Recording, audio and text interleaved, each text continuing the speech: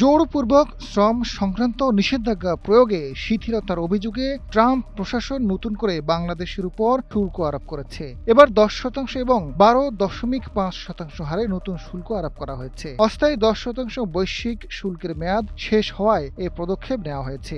বৃহস্পতিবার ফেডারেল রেজিস্টারের বিজ্ঞপ্তিতে নতুন শুল্কের ঘোষণা করা হয়েছে।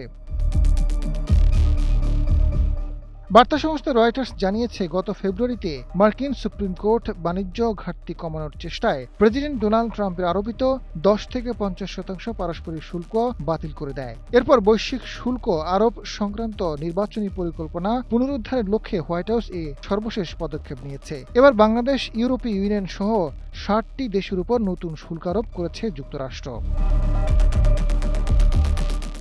ফেডারেল রেজিস্টারের বিজ্ঞপ্তিতে বলা হয়েছে, মার্কিন যুক্তরাষ্ট্রের 99.4% আমদানি এই শুল্কের আওতায় আসবে। তবে তেল ও গ্যাস, সার এবং নির্দিষ্ট কিছু খাদ্যপণ্য সহ অসংখ্য পণ্যকে এই শুল্ক থেকে ছাড় দেওয়া হবে। নতুন নীতির আওতায় Argentina, Bangladesh, Britain, Cambodia, Canada, Ecuador, El Salvador, Guatemala, Honduras, Bharat, Indonesia, Jordan, Malaysia, Mexico, Pakistan, Sri Lanka, Trinidad ও টোবাগোর পণ্যের উপর 10% শুল্ক আরোপ করা হয়েছে।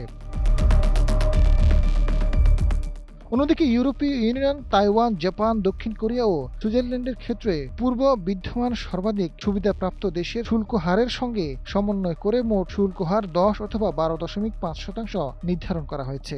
বাকি 38টি দেশের জন্য 12.5% শুল্ক নির্ধারণ করা হয়েছে। এর মধ্যে চীনও রয়েছে। এদিকে ট্রাম্প প্রশাসনের এই পদক্ষেপের পর কয়েকটি দেশ তাৎক্ষণিক প্রতিবাদ জানিয়েছে। নরওয়ে, অস্ট্রেলিয়া ও ব্রাজিল নতুন শুল্ককে অযৌক্তিক বলে অভিহিত করেছে। আজাদ ফারুক, সময়ের আলো।